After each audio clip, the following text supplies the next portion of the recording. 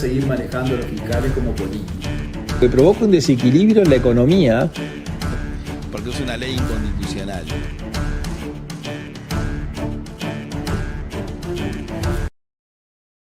Buenos días, estamos en vivo y en directo desde el espacio constitucional ambientalista. Viernes 31 de octubre.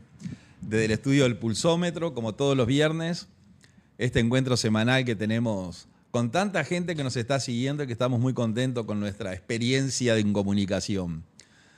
El viernes pasado, nuestro programa, según el conteo que hace la aplicación de YouTube, tuvo 24.000 vistas.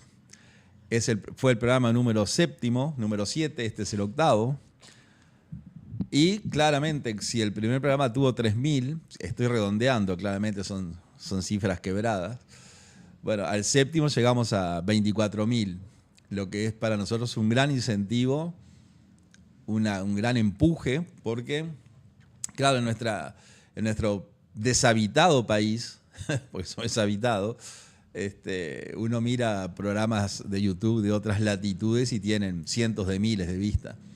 Nosotros lo que pretendemos es no superarnos viernes a viernes, porque eso es imposible. Es decir, este programa tendría que tener más de 25.000 el viernes próximo. Pero bueno, el tema es que la variación, aumentando las visitas o disminuyendo o aún manteniéndolas, nos animan a continuar con esto, que lo he dicho en todos los programas, lo digo, es una especie de experimento en comunicación que queríamos intentar con la idea de para el próximo año 2026 tal vez salir 2 veces por semana, ¿no? Martes y viernes, por ejemplo. Pero bueno, todo tiene un principio y todo tiene un proceso. Les agradezco enormemente la cantidad de mensajes que he recibido. Les comento que por el 099 10 15 47, que tengo una enorme cantidad de WhatsApp, 099 10 15 47, yo me gusta contestar todos, no poner un agradecimiento genérico, sino con la misma buena intención y respeto que ustedes me escriben, o sea, que se toman el trabajo de escribirnos, haciéndonos sugerencias, críticas, nos plantean temas, nos dicen cómo podíamos mejorar nuestro programa, incluso desde el punto de vista estético, de cómo sería la presentación, todas cosas que suman lo que nos dicen, yo diría, en forma positiva, y suman lo que nos dicen en cosas negativas, porque a veces alguien ve cosas que otra persona no ve. Y hemos realizado algunos cambios en virtud de las sugerencias que nos han hecho. Pero quería disculparme porque fueron tantos los mensajes que recibimos por el 099 10 15 47, y nosotros salimos en vivo, y que no los pude contestar todos. Es decir, que tal vez hay mucha gente que me esté mirando hoy, ahora, a las 10:06 del viernes 31 de octubre, y piense, le escribí en la semana o le escribí el viernes y no obtuve respuesta. Eso puede ser, pero yo me comprometo porque así quiero que sea, a contestar todos los mensajes. Es decir, que ustedes se pueden comunicar por el 099 10 15 47, y yo les voy a contestar los mensajes por respeto a quien me escribe y en agradecimiento a quien me escribe. Algunos tengo muchos mensajes de audio, claro, los escucho y también los contesto con audio. Muchos mensajes de los que recibí los contesté con audios, porque es más sencillo que escribir, digamos. Pero bueno, quiero hacer esa salvedad, que en este último programa quedaron muchos mensajes sin contestar, pero es un incentivo para seguir adelante.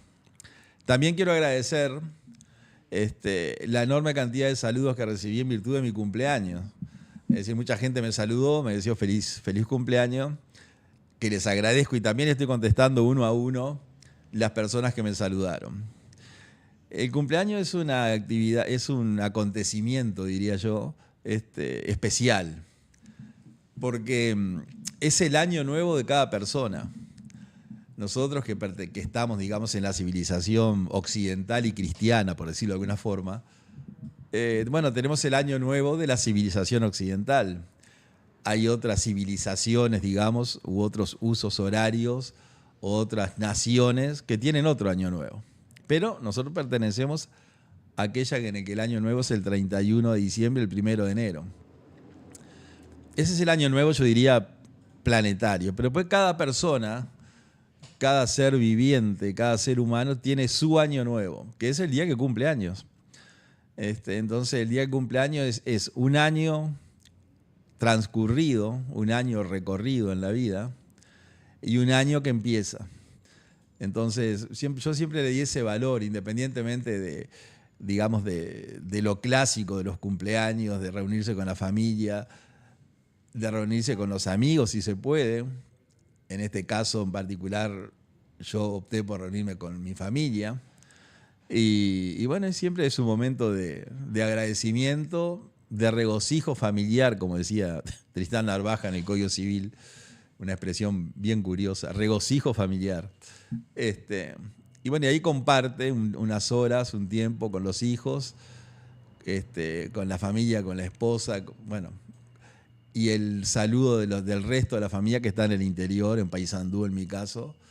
Así que fue muy importante para mí, fue un día que pasé muy bien y quiero agradecer también la enorme cantidad de saludos que recibí en virtud de esa fecha tan especial, que es el año nuevo de cada persona que logra dejar un año y pasar al otro.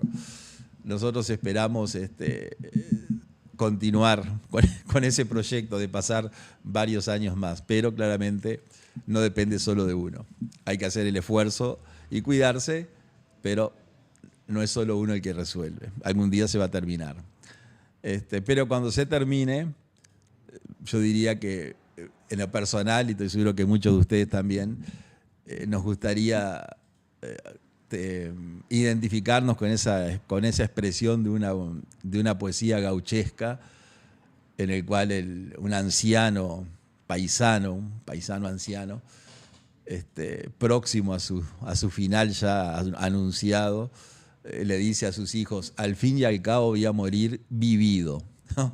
Al fin y al cabo voy a morir vivido, una expresión extraordinaria. Bueno, eso es lo que uno ya puede decir: al fin y al cabo voy a morir vivido.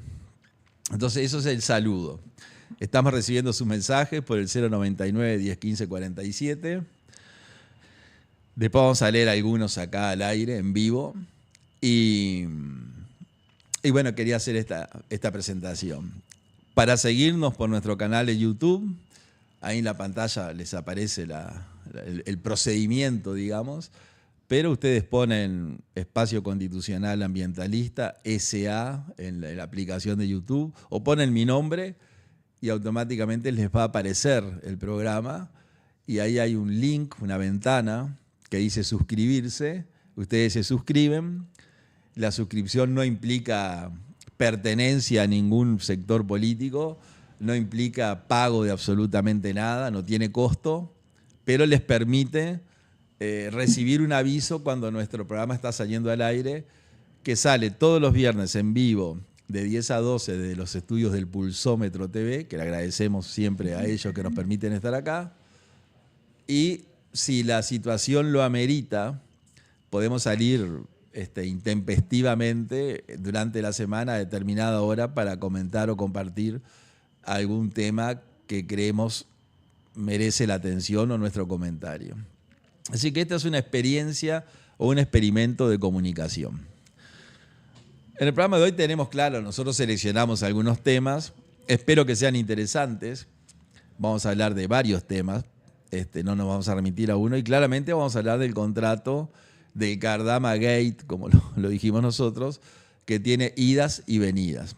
Con la diferencia que en esta reunión, en la audición de hoy, conseguimos el contrato. Nosotros en programas anteriores hablamos por versiones de prensa. Ahora tenemos el contrato y claramente podemos hacer un examen del contrato con la salvedad que no tenemos información ni acceso a la información que tienen los que están involucrados en el contrato, que mucha información, alguna información dan y otra información no dan por las razones que sea, otras ocultan. Bueno, esta semana fue una semana en la cual el prosecretario de la presidencia, el doctor Jorge Díaz, el copresidente, como digo yo, como dicen varios, el triunvirato, tuvo un raid televisivo y radial tratando de explicar o justificar una acción que él está impulsando, él en forma personal. Por más que diga el señor presidente de la República o el Poder Ejecutivo me encargó, eso tengo derecho a no creerle. No está mal que él lo impulse. Lo curioso es que pase por sobre la voluntad del presidente de la República, que ha expresado otras cosas con respecto al tema. Y eso lo vamos a compartir con documentos. Pero voy a empezar el programa, que ya sigo adelante con el programa, con algo curioso que me pasó. Hace unos días me llamó una persona que iba a escribir un libro sobre la masonería. Un poco, creo que la idea de esta persona es escribir un libro sobre la influencia de la masonería en la conformación, digamos, de la idiosincrasia uruguaya. Entonces me manda un mensaje diciendo si yo quería brindar algún testimonio para ese libro de próxima aparición o que próximamente comenzará a escribir. Estaba reuniendo insumos. Y le dije que bueno, que la verdad que me sorprendía un poco la invitación porque yo no puedo decir nada de la masonería porque es una organización del cual estoy muy alejado. Es decir, nunca pertenecía a la masonería. Recibí varias invitaciones, sí lo digo. La primera invitación la recibí en el 2007, en la presidencia del presidente Tabaré Vázquez, por una persona que estaba muy cercana al presidente Vázquez, y él me invitó, no me invitó el presidente Vázquez, que el presidente Vázquez era masón. Incluso creo que era gran maestro de la masonería uruguaya. Creo que llegó a ser, no sé. Esta era una persona cercana que también era masón. Entonces le dije, mire, le agradezco la invitación, pero no puedo hablar nada. Si me invita a hablar de la Constitución, capaz que le puedo aportar algo. Pero de la masonería no tengo nada que aportar. Entonces me escribe nuevamente y me dice que de 3 fuentes, yo diría insospechadas, o sea, de 3 personas distintas, tiene la información de que yo pertenezco a la masonería uruguaya. Entonces le contesté que bueno, que corroborara las fuentes, que no me las diga claramente, no tiene por qué decírmelas, y si me las dice no sumamos nada. Acá están llamando, no puedo atender porque estoy en vivo, pero tenemos los teléfonos acá. Que no podía, que las 3 fuentes claramente no es que le mintieron, porque no sé ni quiénes son los que le dijeron, pero que le habían informado mal, yo diría muy mal. Y bueno, él me dijo que iba a investigar el tema, a ver qué había pasado, y el tema quedó por ahí.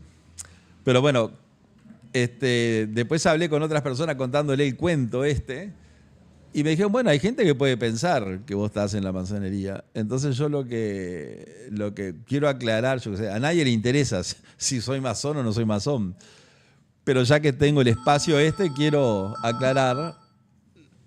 Claramente la persona que me está llamando no sabe que estamos al aire, pero no quiero apagar el teléfono porque si no recibo los WhatsApp. Simplemente lo dejo sin sonido. Y pido disculpas. Pero esto es en vivo y así tiene que ser. Las cosas en vivo, pasa lo que pasa. Por lo tanto, bueno, Como alguien me dijo, bueno, alguien puede sospechar que sos masón, quiero decir que no soy masón, nunca fui, nunca intervine, nunca participé, porque hay gente que ha entrado y se ha ido. Y no tengo ni un interés ni una intención de afiliarme a la masonería uruguaya ni no uruguaya. Sé que la masonería, tampoco sé demasiado, sé que uno de los fundadores de la masonería fue nada más y nada menos que Isaac Newton, y creo que la masonería ha cambiado bastante desde que Isaac Newton la fundó, ¿no? Creo que Isaac Newton y los otros tenían otras intenciones. Pero me puse a investigar la masonería uruguaya a raíz de ese dato y bueno, y tengo una información así, simplemente para cerrar el tema. La Gran Logia de la Masonería del Uruguay, fundada el 17 de julio de 1856. O sea que es una institución de muchísimos años, ¿no? Nació unos pocos años después de declarar la independencia y de la primera constitución. O sea que no sabía que tenía tanta antigüedad en el Uruguay. Estuve mirando los requisitos para ser masón, que lo tengo acá, y dice: los requisitos para integrar la masonería en el Uruguay son los siguientes. Le digo por si alguien tiene interés. No estoy reclutando gente para la masonería, pero... Primero, ser presentado por integrantes activos de la Gran Logia de la Masonería en Uruguay. Ser mayor de 21 años. Reconocer la existencia de un principio creador superior, ideal y único, cuya interpretación es personal y libre de todo dogma. Esto es muy curioso, ¿no? El arquitecto del universo. Luego, otro requisito es gozar de buena reputación tanto en el ámbito público como privado. Eso es relativo, ¿no? Porque ¿qué es buena reputación? Es un concepto indeterminado. Todos tenemos una idea de lo que es buena reputación, pero si hubiera que definirla, es como dijo el poeta español en una poesía del año 1921. No recuerdo el nombre del poeta. Capaz que me escriben acá y me dicen quién fue, lo buscan en Google. La poesía dice: en este mundo traidor nada es verdad ni es mentira. Todo es según el color del cristal con que se mira. sé que es una poesía, creo que es del año 1920, pero eso, yo diría que es una verdad, digamos, para oponerme, entre comillas, a la masonería bíblica, ¿no? En este mundo nada es verdad ni es mentira. Entonces, buena reputación. Yo conozco masones, que conozco, y la verdad que no tienen demasiada buena reputación. Conozco otros que tienen muy buena reputación. Pero bueno, no sé si tener buena reputación es para ingresar y después se puede... Pero conozco mucha gente buena que son masones. La primera vez que me invitaron fue en el 2007, recuerdo claramente. Yo dije, ¿yo para qué voy a entrar en la masonería? ¿Sí? Ahí me hicieron ver algunos beneficios, entre comillas, ¿no? Que básicamente creo que parten de la relación. La masonería es un grupo que no tengo ni idea de cuántos son en el Uruguay, pero que crea una relación de hermandad. Entonces, cuando uno necesita algo, tiene a quien pedirle, si es un hermano o un integrante de la masonería, el que puede resolver el problema. Estoy hablando objetivamente, ni a favor ni en contra. Yo diría que estoy describiendo lo que sé, que es prácticamente nada. Después, en años posteriores al 2007, recibí otras invitaciones de otros lados, y a todos les dije lo mismo, no sé, quiero ser como, sin compararme, quiero ser como Artigas, que fue el único héroe latinoamericano, o prócer, que no era masón. Masón era San Martín en la Argentina, Bolívar en Venezuela y Colombia, Sucre en Bolivia, O'Higgins en Chile.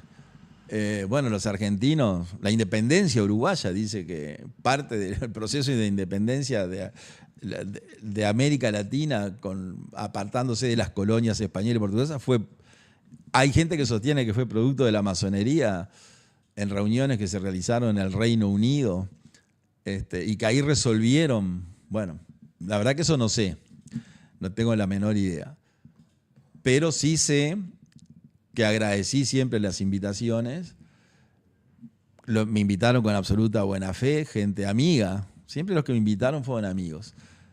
Y a todos les dije lo mismo. Entonces ustedes que están mirando dicen, a mí que me interesa que usted no sea masón. Bueno, como el programa es dinámico y hablamos de todo un poco, les quería contar esa anécdota.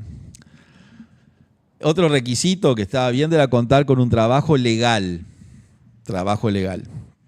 Ser ciudadano uruguayo, tener tiempo para estudiar y formarse. Y el otro requisito que yo encontré es que la familia del candidato, o sea, su núcleo familiar, tiene que apoyarlo. O sea, tiene que darle el consentimiento, diríamos nosotros en el mundo del derecho. Y bueno, y después en el gran templo en el Uruguay, esto mire que todo me puse a investigar a raíz de esos mensajes que intercambiamos tan curiosos. A principios del siglo XX fue construido un edificio ubicado en la calle Mario Casinoni 1481, es Casinoni casi 18 de julio, construido como residencia particular de la familia de Eduardo Maquichen, el de la calle, ahí atravesando Avenida Rivera.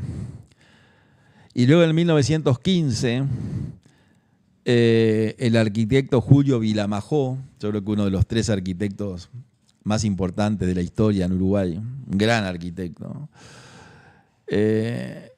compró, la Gran Logia de la Masonería de Uruguay compró ese inmueble. Vilamajó lideró, digamos, o dirigió su reforma, y de ahí en adelante se transformó en el gran templo de la Gran Logia de la Masonería Uruguay, conocido como Palacio Masónico. Tiene 33 ventanas, que simboliza el grado más alto en el cual se puede llegar dentro de la masonería. Una rotonda de acceso, es decir, tiene una cantidad de simbología. Yo nunca fui, sin perjuicio de lo cual, el 13 de febrero del 2020, el Palacio Masónico de la calle Casinoni fue declarado Monumento Histórico Nacional, lo que es muy importante, ese atributo. Y considerado en el año 13 de febrero, como digno testimonio material y espacial de una organización que desde 1856 cubre el territorio nacional, teniendo una participación activa e invisible. Esto es bien curioso, ¿no? Teniendo una participación activa e invisible en la conformación del Estado y la nación uruguaya. Tabaré Vázquez, presidente del Uruguay entre 2005 y 2010, 2015 y 2020, perteneció a la Gran Logia de la Masonería Uruguaya, donde ostentó el grado de Gran Maestro. Y estuve mirando qué otros presidentes habían sido masones. Y bueno, esa información no la conseguí, pero sí conseguí, si nos remontamos, el presidente Gabriel Terra, el de la Constitución del 34, que Terra dio un golpe de Estado en el 34, un golpe jurídico, que ahora voy a hacer una anécdota, también fue un gran maestro de la masonería. Es decir que mucha gente, empresarios, políticos, profesionales, profesores de la facultad que conozco, compañeros míos de la facultad, es decir, hay mucha gente que está en la masonería, lo que no es algo negativo ni es al contrario, yo creo que es tomado como algo positivo. En particular, recibí algunas invitaciones y nunca ingresé, ni siquiera permití, entre comillas, que me explicaran cómo era. Tal vez por la formación religiosa que uno tiene.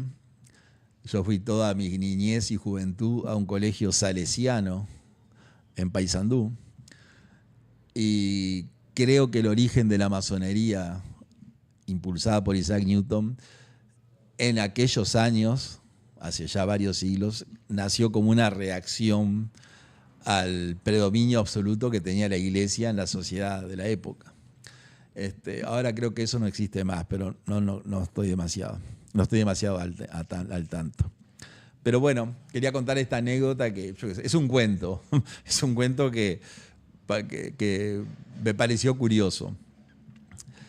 Hablando de Terra, el presidente Terra, Gabriel Terra, el de la represa y el de la calle, fue presidente, quedó como en la historia, entre otras cosas, porque una de las constituciones más importantes de nuestra historia constitucional fue una que se elaboró en el periodo de Gabriel Terra. Y es bien curioso porque el presidente Terra quería reformar la constitución del 18 y no tenía el apoyo político. O sea, no tenía la gente para hacer el procedimiento por el cual se reforma una constitución que tiene un proceso, no se reforma así nomás. Y curiosamente eran respetuosos de la Constitución. Entonces, en lugar de hacer como ahora, que la Constitución vigente es la del año 67 y se aplica parcialmente, o sea, los gobiernos se apartan de la Constitución, que el otro día el prosecretario Díaz lo reconoció en un programa de televisión que me llamó la atención. Una periodista le pregunta, ¿determinada secretaría que ustedes crearon en la presidencia no hubiera sido mejor que estuviera fuera de la presidencia? Y el doctor Díaz dijo que sí, que si se respetaba la Constitución, no dijo eso, pero claramente lo expresó, debía estar fuera de la presidencia. Pero qué bueno que lo habían colocado en presidencia. La conclusión es, si nosotros respetamos la Constitución, eso que creamos debería estar dentro de un ministerio, pero lo pusimos en la presidencia violando la Constitución, que es lo habitual. Pero no me quiero ir del tema. ¿Qué es lo que hace Terra?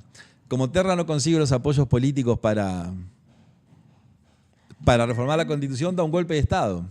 Claro, un golpe de Estado sin desaparecidos, sin presos, sin militares, un golpe jurídico. Y ahí invita a un grupo de juristas para que redacten una Constitución que la aprueban por un método inconstitucional. Es decir, redactan una Constitución que es inconstitucional en toda su redacción porque fue producto de un golpe de Estado. La aprueban de manera inconstitucional, pero ¿qué hace Terra después?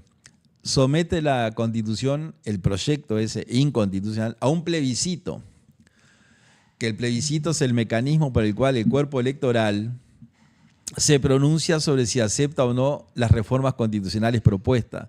Es decir, todas las constituciones que se han aprobado en el Uruguay, desde la primera de 1830 a la última de 1967, con alguna reforma posterior, pasan por el filtro del plebiscito.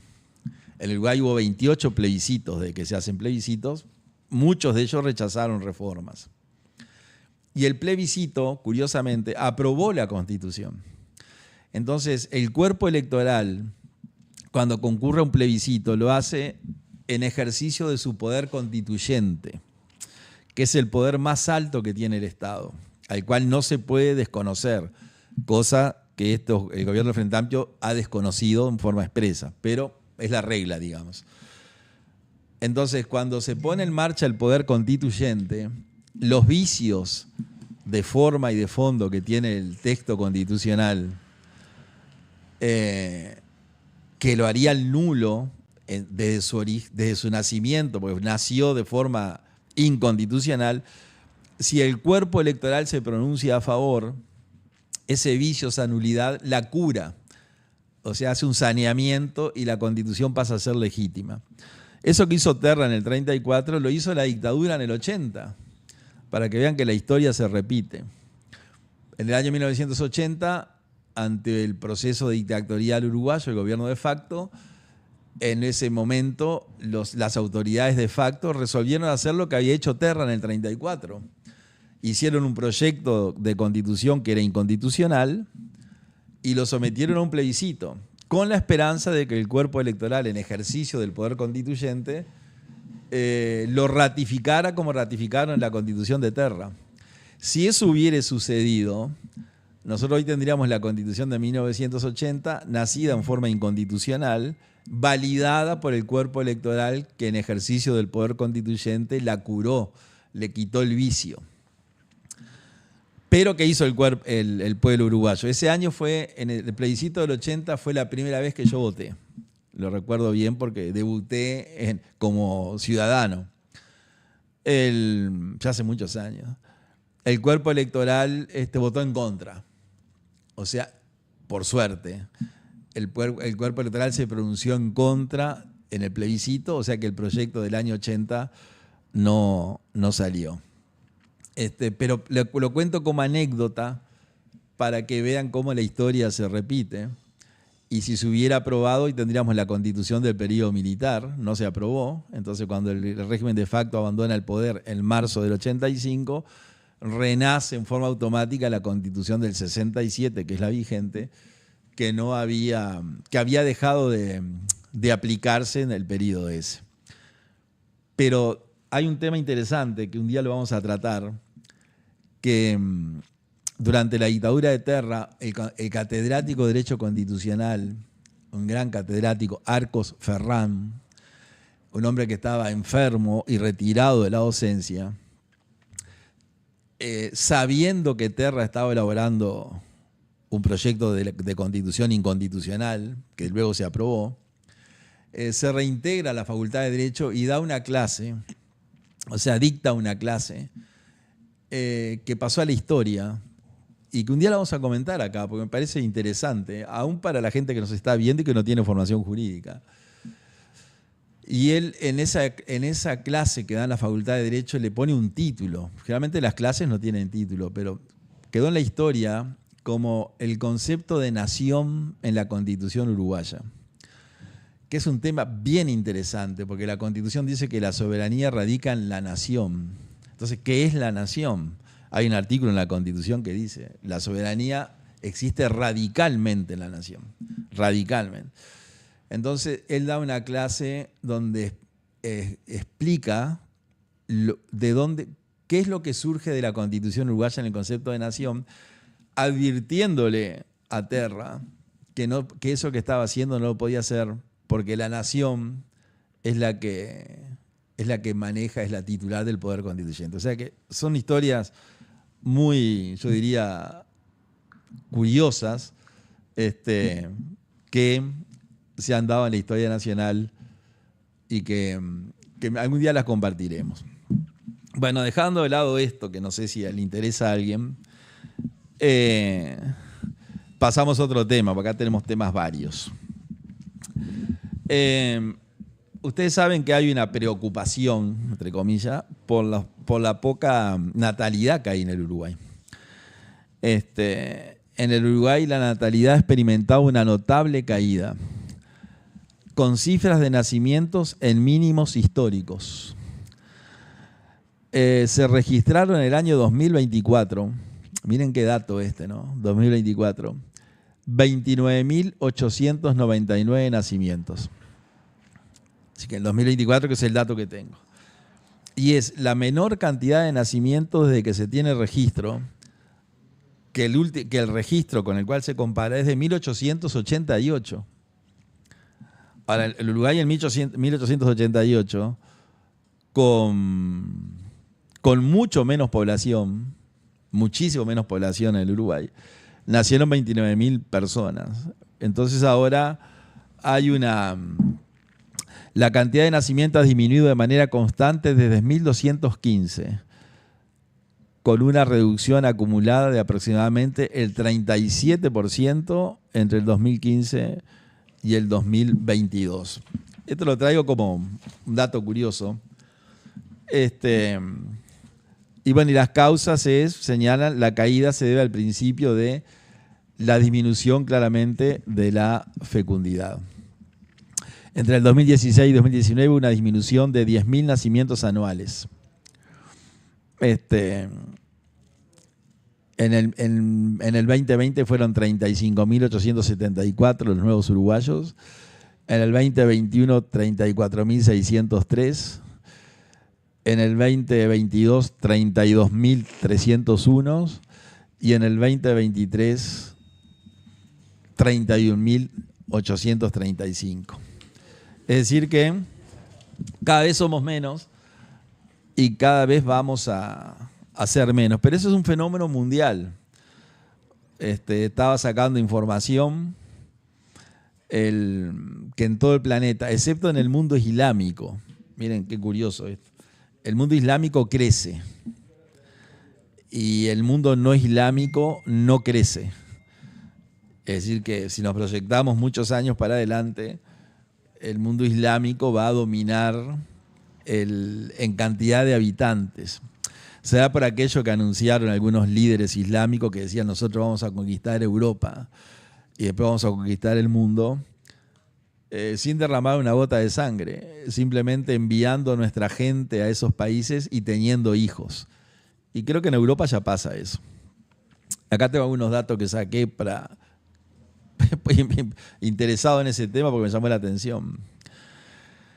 En Buenos Aires, en los apartamentos de Buenos Aires, según un censo que se hizo en la Argentina, viven en Buenos Aires en más mascotas que menores de 10 años. Es decir, que las mascotas son más que los niños. En Japón se venden más pañales para adultos que para niños. Mira el dato ¿no? Más pañales, sin perjuicio de lo cual el 93% de los padres y las madres nunca se arrepiente el 93% no se arrepiente de haber sido padre o madre. Pero el 75% de los jóvenes no tiene como prioridad tener hijos. Los motivos, o sea, ¿qué motiva eso? Bueno, hay varios. El desarrollo profesional, el gran desarrollo profesional que han tenido las mujeres de sexo femenino, que se han volcado masivamente en los últimos años al desarrollo personal y profesional, y se parte como de la base que la maternidad le causa cierto, digamos, es un freno a ese desarrollo. La inestabilidad de las parejas, la incertidumbre sobre el futuro, el costo de criar con las modalidades que hay actualmente de la cría de los hijos, son algunas de las causas que se le adjudican a ese tema. Y hablando de la inestabilidad de las parejas, acá tengo otro dato, y viene con datos. En el Uruguay hubo un récord de más de 6.900 divorcios en el año 2024, marcando un aumento significativo respecto a años anteriores. En 2024 se superaron las 6.900 disoluciones matrimoniales, lo que presenta un aumento con respecto a años anteriores a un promedio de 19 divorcios diarios. Estos son datos oficiales que sacamos de las páginas oficiales del Poder Judicial y de las oficinas y los entes públicos que llevan estos datos. En el 2023, por ejemplo, se iniciaron 2.931 divorcios, ¿no? Y miren la diferencia, 6.000 en el 24. Entonces, no sé, son datos que quería simplemente compartir, que no sé si son interesantes, pero a mí me parecieron interesantes, porque el programa nuestro, nosotros hacemos un programa de difusión, de reflexión, de interpretación, de los temas que a nosotros nos parece interesantes o temas que nuestros amigos que nos están escribiendo por WhatsApp nos sugieren. Dice, podría hacer una investigación con respecto a tal tema. Bueno, algunos temas de eso los tomamos. Otro tema distinto, pero pasando de un tema al otro, para luego llegar al contrato de las famosas lanchas. Estamos recibiendo mensajes, ahora vamos a ver algunos para compartirlo con ustedes. La última encuesta que tenemos acá, de la consultora Opción, que publicó el lunes pasado un informe de opinión pública sobre la aprobación del gobierno del presidente Yamandú Orsi en su tercer trimestre. Las encuestas son relativas, ¿no? Como dicen, la encuesta es una foto del día, y hay gente que dice la encuesta no tiene mayor credibilidad. otros le dan cierta credibilidad, pero en general las encuestas le erran, se equivocan, pero no tanto. Es decir, en grandes números las encuestas marcan una tendencia si están hechas por profesionales, ¿no? Bueno, lo cierto es que según la consultora Opción, que publicó este lunes el informe de aprobación del gobierno de Yamondu Orsi, los resultados fueron estos. Un 40% de los encuestados, les digo que la encuesta según Opción se realizó en 821 casos, o sea, se entrevistaron 821 personas que estadísticamente con esa cifra ellos lo proyectan a los 3,5 millones, según metodología que yo no conozco, pero que ellos sí. 821 casos, 408 encuestados entre el 13 y el 17 de septiembre del 2025 y 413 encuestados entre el 18 y 20 de octubre.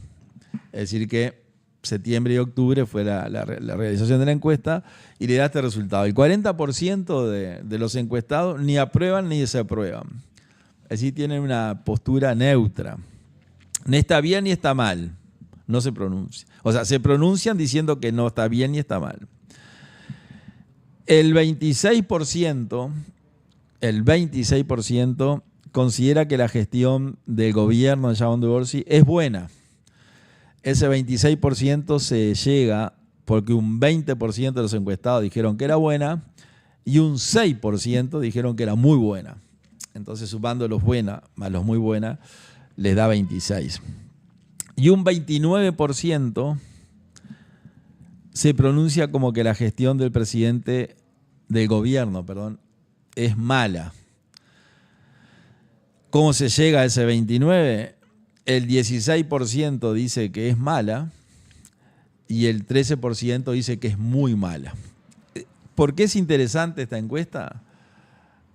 Porque es la primera encuesta en la cual son más las personas que opinan que el gobierno, la gestión es mala con respecto a la gestión es buena. En encuestas anteriores,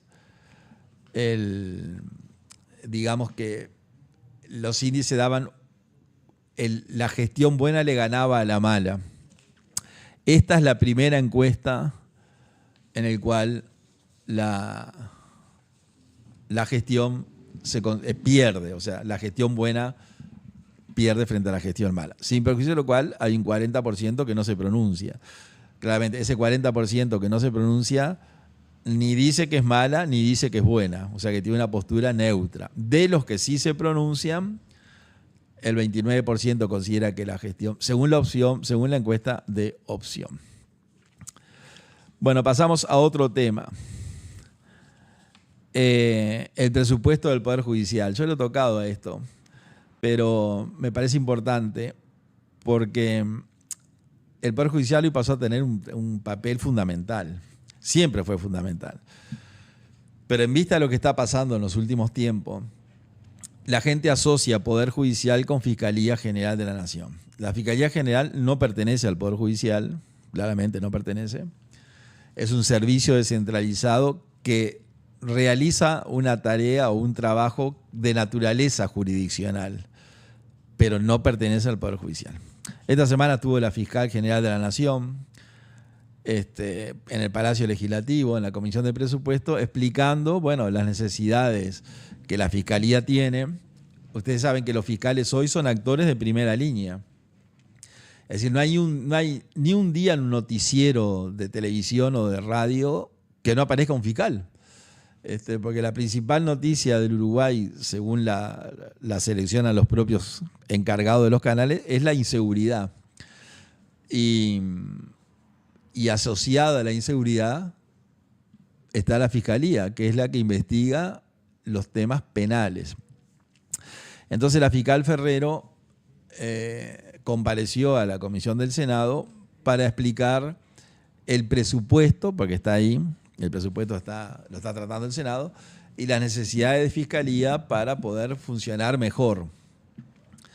Bueno, el gobierno del Frente Amplio mandó un presupuesto muy pobre a la Fiscalía, ¿no? Sin perjuicio de lo cual el copresidente Díaz fue fiscal general y el ministro del Interior, que es una persona de mucha confianza del presidente de la República, del presidente Orsi, fue fiscal también, viene de la Fiscalía, o sea que yo diría dos pesos pesados de la Fiscalía General integran el Poder Ejecutivo. Uno como prosecretario, el doctor Díaz, y el otro como ministro del Interior, que siempre se consideró uno de los ministerios más importantes. Entonces uno viendo de afuera diría, bueno, la Fiscalía va a ser satisfecha en su pedido en virtud de que tiene dos personas muy importantes que hoy integran el gobierno. Algo que lo que le pasó a la universidad. El director de la OPP, Rodrigo Arim, es hasta asumir como director de la OPP, era el rector de la universidad. Y era el que durante muchos años iba al Palacio Legislativo a pedir fondos para la universidad. Yo tuve reuniones personales con él porque yo era legislador y él me explicaba y me fundamentaba y tenía razón en por qué había que darle fondos a la universidad. Y cuando viene este gobierno que lo nombra director del OPP, y ustedes saben que la caja del Estado la maneja el ministro de Economía, el presidente de la República, el presidente del Banco Central y el director del OPP. Ese grupo de 4 funcionarios, altos funcionarios, son los que más o menos manejan el dinero. Entonces, claro, la lógica decía, bueno, ahora la universidad resolvió el tema, porque tiene uno de los 4 que resuelven el reparto de la plata, es el rector de la universidad, el economista Rodrigo Arim. ¿Y qué pasó? El presupuesto del Frente Amplio no le da dinero, pero le da tanto menos de lo que la universidad pidió que los gremios universitarios declararon al ex rector Rodrigo Arim, actual director del OPP, persona no grata. Algo sin precedentes en la historia universitaria, que un gremio declare a un rector no grato. ¿Por qué? Porque, bueno, cuando pasó de una cancha a la otra, dejó, abandonó, renunció a las reivindicaciones presupuestales de la universidad. Esto es un hecho objetivo, o sea, información. Bueno, con la Fiscalía pasó lo mismo.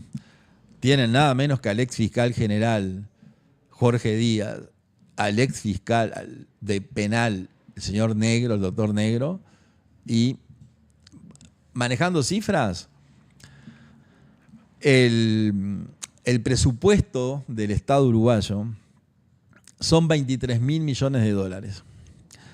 Esta es una cifra también oficial. Es decir, que para que el Estado funcione, necesita 23 millones de dólares. 23.000 millones de dólares. 23.000. ¿Qué fue lo que pidió la Fiscalía General? 16 millones de dólares. Voy a repetir la cifra. El presupuesto del Estado uruguayo para funcionar son 23.000 millones de dólares.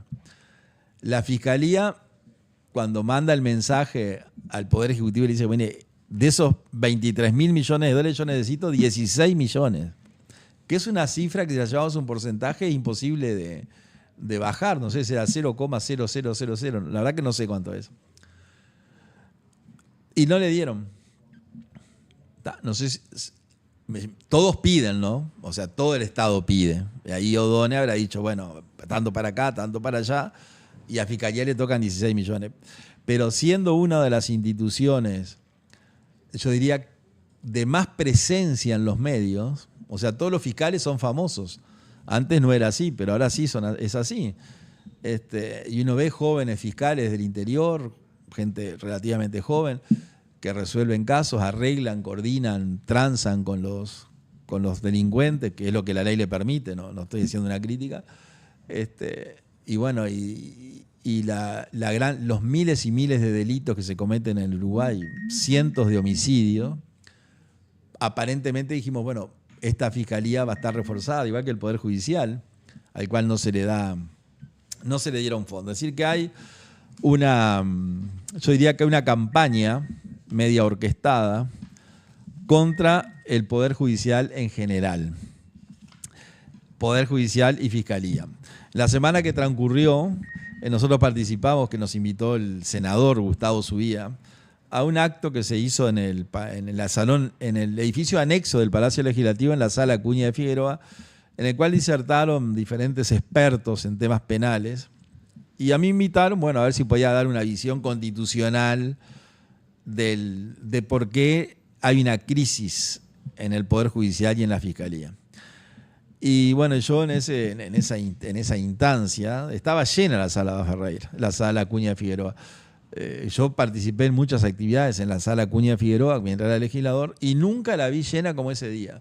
Que incluso lo felicité al senador Subía, dije, el poder de convocatoria del senador que llenó la sala, es una sala muy grande y quedó gente de pie en el fondo y afuera de la sala.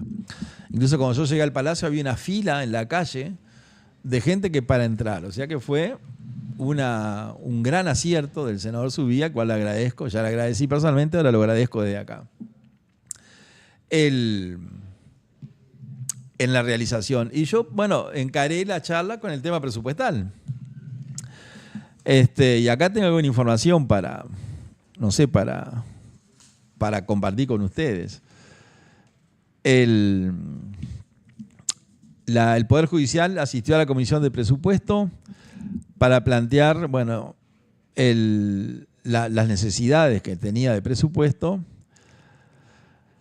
y de lo que el Poder Judicial pidió, y pidió porque tenía planeado crear 24 juzgados de violencia de género, el buque insignia del Frente Amplio, uno de los buques insignia, violencia de género, 6 juzgados en el Montevideo y 18 en el interior, bueno, y otros gastos más que tiene el Poder Judicial. Bueno, lo cierto es que de lo que pidió el Poder Judicial, que no tiene autonomía financiera, o sea, el Poder Ejecutivo le da el dinero, él no recauda el Poder Judicial, de lo que pidió el Poder Judicial le dieron el 6%.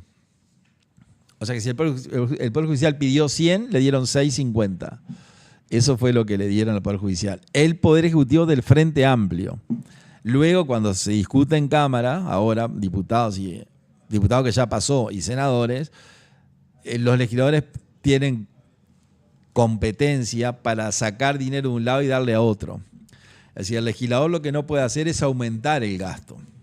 La Constitución le prohíbe al legislador que si el Poder Ejecutivo le da 100 pesos a una institución, darle 120, eso no lo puede hacer el legislador.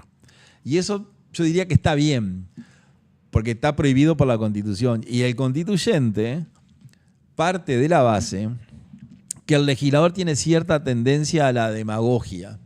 Suena un poco antipático, pero es así. Entonces dice, para evitar que un legislador demagogo, en aras de quedar bien con el cuerpo electoral, diga, ¿cuánto querés? 120, tomás 120. ¿Vos cuánto querés? 130, tomás 130. Y lleva el Estado a la quiebra, porque el legislador no produce dinero. El legislador gasta. Entonces la Constitución dice que todo lo que sea inversión, gastos, solamente lo puede resolver el Poder Ejecutivo, para evitar que el que el legislador demagogo aproveche y empiece a darle dinero a todo el mundo, lo que lleva al Estado a la quiebra. Pero lo que sí puede hacer el legislador es, si el Ejecutivo dice, bueno, yo te mando tanta plata, el legislador lo que puede hacer es sacarle a uno y darle al otro, sin salirse del dinero que el Poder Ejecutivo mandó. En la Cámara de Diputados algo se hizo, se le quitó a algunas instituciones y se le dio a otras, entre ellos la universidad, aunque sigue siendo insuficiente, y también al Poder Judicial. Pero tengo algunos datos que saqué para esa charla que hicimos con el senador Subía y con otros integrantes. La ex fiscal Fossati también participó. El ex diputado Carlos Testa, que es un diputado que ha trabajado por los derechos humanos. Abogados de presos, incluso que están ahora detenidos, también participaron. O sea que fue muy rica esa reunión. Tal vez lo menos interesante fue lo mío, porque ellos hablaron. Pero el Poder Judicial probó, cuando fue al Poder Legislativo, presentó información de lo siguiente. Miren qué interesante esto. El Poder Judicial tiene peritos, los peritos judiciales, que están en en el Instituto Forense, que son especialistas en determinadas materias que auxilian a los jueces y al Poder Judicial cuando los jueces tienen que dictar sentencia, y para dictar sentencia necesitan tener cierta información que su formación no la tienen, información económica, información biológica, etcétera, para investigar una paternidad, por ejemplo. Y miren los datos que dio la Suprema Corte con respecto al trabajo de los peritos que pertenecen al Poder Judicial y que les paga el sueldo el Poder Judicial. Y dice así: los peritos del Poder Judicial trabajan para la Fiscalía. O sea, trabajan para el Poder Judicial, pero también trabajan para la Fiscalía, que es un servicio descentralizado, que no tiene nada que ver con el Poder Judicial. La Fiscalía no tiene ninguna relación orgánica ni jerárquica con el Poder Judicial. La Fiscalía es un servicio descentralizado, como es Antel, el Puerto y el Correo y el INAU. Y el Poder Judicial es un poder del Estado. No tiene ninguna relación funcional. La única relación es que la Fiscalía tiene materia que era del Poder Judicial y el Poder Legislativo se la sacó al Poder Judicial y se la dio a la Fiscalía. Un gravísimo error que ahora están pagando la consecuencia y que muchos legisladores están arrepentidos. Pero se le advirtió en su momento que no votaran eso, porque al corto plazo se iban a arrepentir. Hoy están arrepentidos. Pero miren esto qué interesante. Según cifras oficiales de la Suprema Corte de Justicia, el 41.1% de las pericias que se realizaron por los peritos del Poder Judicial, en lo que va del 25, o sea que es un dato de hoy, fueron hechos para la Fiscalía. Hasta el 23 de septiembre del 2025, se habían realizado 23.547 pericias para los fiscales. 23.500. Y otras 146 para el Tribunal de lo Contencioso Administrativo. Es decir que en la sede del Poder Judicial se llevan realizadas 33.502 pericias. O sea que para los jueces se hicieron 33.502, pero para los fiscales se hicieron 23.547. Con funcionarios del Poder Judicial trabajando para la Fiscalía, cosa que no se puede hacer. Entonces, cuando el Poder Judicial va a pedir dinero, lleva estos datos para sensibilizar al Poder Ejecutivo, que no lo sensibilizó, porque el Poder Ejecutivo mandó del presupuesto anual, o sea, de todo el dinero que se utiliza, el 1.09% del presupuesto está dedicado al Poder Judicial. O sea, que un poder del Estado que está en todo el Uruguay, que tiene 600 jueces, que tiene como función el dictado de la justicia, entre comillas, tiene el 1% del presupuesto. O sea que es algo bien curioso y ahí está la explicación de lo que está pasando con el Poder Judicial. Bueno, vamos a pasar ahora, nos queda poco menos de una hora de programa. Vamos a mirar algún mensaje que estamos recibiendo por el 099 10 15 47. Les digo que recibí mensajes de Corea. Desde Corea del Sur estamos viendo el programa, me dijo una persona. Recibí mensajes de Canadá y de España y de Bruselas. Me llamó la atención el de Corea. Que claramente nos da su nombre y apellido, y dice acá estamos viendo desde Corea. También quiero decir que viniendo para acá, no lo quiero dejar pasar, me llamó por teléfono yo diría uno de los más importantes referentes del Partido Colorado, que es el doctor Leonardo Guzmán. El doctor Leonardo Guzmán, un hombre grande, digamos, de edad, pero lo digo con todo afecto, es un ejemplo en la abogacía uruguaya, porque es un jurista. Ustedes saben que hay abogados, hay juristas, pero hay docentes, yo qué sé, pero ser jurista es el grado más alto yo diría, de la carrera del derecho. No hay un título, o sea, hay títulos de abogado, hay títulos, no sé, de todo, y no hay título de jurista, pero jurista se llega luego de una larga trayectoria y de una actuación pública. Bueno, que me llame el doctor Guzmán para mí es un honor, y me llama para decirme que él, como columnista y editorialista del diario El País, está tratando de difundir la importancia de la... Está tratando, no, él lo hace desde muchos años, lo hace desde antes que nosotros, claramente, y lo hace muy bien. Pero me llamó para decirme que estaba embarcado en la difusión de la Constitución, cosa que hace muchos años, y que ha visto nuestro programa, lo que para nosotros es un honor, y que coinciden mucho de lo que nosotros decimos con respecto a la aplicación de la Constitución en forma plena o semiplena. Y bueno, y nos anima a continuar con estos programas en el cual nosotros difundimos, entre otras cosas, la Constitución. Así que un saludo al doctor Guzmán, a su esposa, también una importante abogada del Uruguay. Qué bueno que lo tenemos entre el grupo acá. Voy a leer algunos mensajes. Virginia nos manda un saludo. Gracias, Virginia, por el saludo. Ramiro nos manda un abrazo grande. Acá tengo una persona que no está agendada. Álvaro, buen día, un placer escuchar y aprender, ya que no pude ir a la universidad, aprovechando su programa para aprender Derecho. Bueno, muchas gracias, si es así.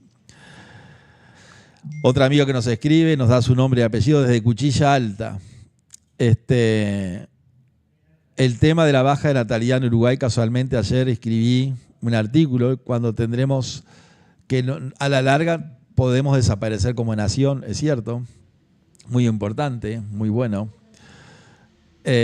Acá me mandó un mensaje una persona que no la tengo, Gaspar, y me pone que buenos días, por favor confirmar si recibe este mensaje. Y le digo a Gaspar que sí, que recibimos el mensaje, y ahí me manda una idea para el programa. Acá tengo otra persona que no está agendada, Eduardo Tocayo, y me dice: para mí la masonería decanta a la larga o a la corta en un tráfico de influencias, y como consecuencia recluta personas que pueden servir para ese fin. Bueno, es la opinión de Eduardo, nosotros la compartimos, como debe ser. Y acá me dicen, el presidente Terra también era masón, y cuando su hija se enamoró de un señor de orientación católica, tengo entendido que por esa razón rompe relación con la familia, y el vínculo con la masonería y por ende con la familia Valle de la época. Quisiera saber si esto que alguna vez oí es correcto, etcétera, etcétera. Y bueno, la verdad que no sé, Milton, si eso es correcto, pero yo simplemente transmito. Acá Rosana me dice, muy buenos días, el expresidente Julio María Sanguinetti también pertenece a la masonería. Bueno, la verdad que no sé. Simplemente estoy compartiendo algo, ¿no? Acá José Luis me escribe, buen día, Luz, estamos escuchando. Bueno, muchas gracias. Otro dice, buen día, Eduardo, sería muy interesante que para el próximo programa hablaras del tema de las lanchas sociales. Eso es un mensaje anterior. No dudes que llegarás, a más seguidores, nos anima. Bueno, tengo muchos mensajes. Acá tengo otro de persona que no está agendado, o sea, gente nueva. Ángel nos escribe un largo mensaje. Acá me hace referencia a la muerte del diputado de Carlucho Moreno, que nosotros le hicimos un pequeño homenaje en el último programa. Acá otro amigo, que también ese sí lo tengo, un técnico agropecuario, Ignacio. Bueno, recibimos tu mensaje, Ignacio. Bueno, y así podemos seguir. Estoy agarrando información al azar. Ana María nos escribe, excelente el espacio de la información, valoro el esfuerzo que eso implica, etcétera, etcétera. Y querría tener un programa en el cual se hable del deterioro de la democracia. Bueno, Ana, podríamos armar algo de eso. Es decir, que toda la enorme cantidad de mensajes que estamos recibiendo los vamos a contestar. Algunos compartimos acá, y mire que no elegimos al azar. No hemos recibido ninguno que nos hable mal. Bueno, vamos al Cardama Gate en estos minutos que nos quedan porque conseguimos el contrato, tenemos información de prensa, siempre hago la aclaración. La información nuestra es de prensa, o sea que podemos tener algún dato errado. Pero salió un artículo en Búsqueda de esta semana, jueves 30 de octubre, que es muy interesante porque Búsqueda, que es un semanario importante, y en información política siempre está muy bien informado, porque tiene buenos contactos. Hace una interesantísima reseña de lo que ha pasado esta semana y que demuestra cómo en la presidencia de la República, yo digo que están como sin rumbo. Hay una frase que se le adjudica a Séneca. Séneca fue un filósofo, uno de los fundadores de la escuela de los estoicos, Séneca. Lo pueden buscar ahí en Google y tiene cosas extraordinarias, Séneca. Una de las frases de Séneca es la siguiente: para quien no tiene rumbo, dice Séneca, no importa hacia dónde sopla el viento, en la época de la navegación a vela de Séneca. Porque sople para el norte o sople para el sur, como la persona no tiene rumbo, le da lo mismo que sople para cualquier lado. El que tiene rumbo, que quiere ir al sur, el viento tiene que soplarle al sur. Bueno, y en la presidencia de la República, por lo que ha salido en noticias, que es la información que nosotros tenemos, han perdido el rumbo con el Cardama Gate. Porque el presidente de la República, Yamandu Orsi, dice una cosa, el secretario de la presidencia, el señor Sánchez, dice otra cosa, el prosecretario de la presidencia que lidera el movimiento para romper el contrato de Cardama dice otra cosa. Entonces, los tres integrantes del Poder Ejecutivo, de la presidencia, lo que hay gente que le dice el triunvirato, dicen cosas distintas.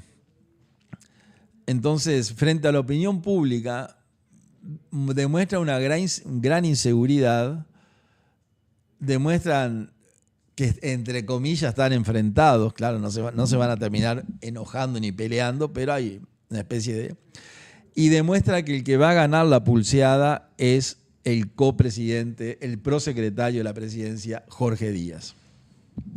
Es decir, que entre los tres que tomaron este asunto para sí, hasta este momento aparenta el prosecretario Díaz ir ganando la batalla interna que hay en la presidencia de la República. Los motivos que tiene Díaz, yo los desconozco. O sea, ¿qué es lo que mueve al prosecretario a dejar sin efecto este contrato? No tengo la más mínima idea. Tengo sospechas. Y como es una sospecha, lo digo conjugando el verbo en forma condicional. Cuando uno conjuga un verbo en forma condicional, es que no puede asegurar nada. Puede sospechar. Entonces, ¿qué es lo que yo creo? Lo que yo creo es que el prosecretario Díaz, que esta semana ha recorrido todos los canales, todas las radios y todo, para convencer a los que lo escuchen de lo bueno de su gestión, hay una entrevista extraordinaria que se la recomiendo, que le hacen al doctor Jorge Díaz en el programa, en el espacio de radio de La Diaria, conducido por uno de los mejores periodistas, que pienso que ideológicamente esté cerca del Frente Amplio, pienso, con todo respeto lo digo, pero que le hizo una entrevista excelente porque a pesar de que podía ser, entre comillas, coincidente con el Frente Amplio en lo que respecta a su ideología política, no se guardó ninguna pregunta. Así que felicitaciones de mi parte. No me va a escuchar, pero lo quiero que sepa. Al conductor del programa de La Diaria en radio, que hizo una entrevista de las mejores de la semana, al prosecretario al prosecretario Jorge Díaz. Fue extraordinario porque no se guardó ninguna pregunta. Incluso lo puso medio incómodo a Díaz, que demostraba que estaba medio fastidiado con lo que le preguntaba, porque creo que no quería que le preguntaran. Por ejemplo, el periodista le pregunta: pero usted dice que hay que ir a la rescisión del contrato y el presidente dice que hay que negociar. Que una de las salidas sería negociar. ¿Y por qué no? Bueno, pregúntele al presidente.